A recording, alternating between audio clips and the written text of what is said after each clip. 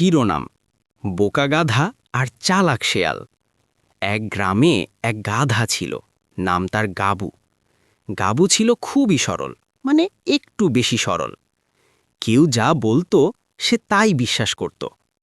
একদিন গাবু বনে ঘাস খাচ্ছিল।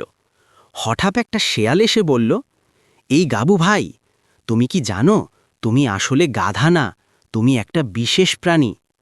গাবু অবাক, কি বলো, আমি গাধা না?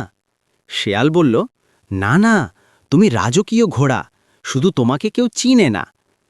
গাবু তো খুশিতে আত্মহারা, সত্যি? তাহলে আমি কি করব?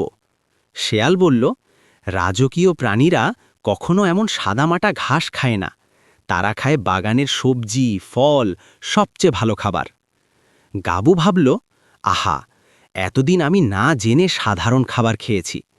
সেই রাতেই গাবু চুপি চুপি গ্রামের এক কৃষকের বাগানে ঢুকে পড়ল। শুরু করল গাজর, বাঁধাকপি, শশা, যা পায় তাই খেতে লাগল।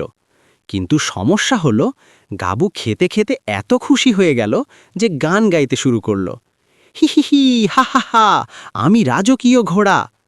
তার আওয়াজ শুনে কৃষক দৌড়ে এসে গাবুকে ধরে ফেলল, ভালো করে ব্যাট দিয়ে পিটিয়ে দিল।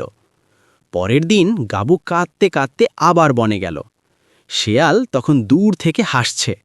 গাবু রাগ করে বলল, তুমি আমাকে মিথ্যা বলেছ, আমি তো মার খেলাম।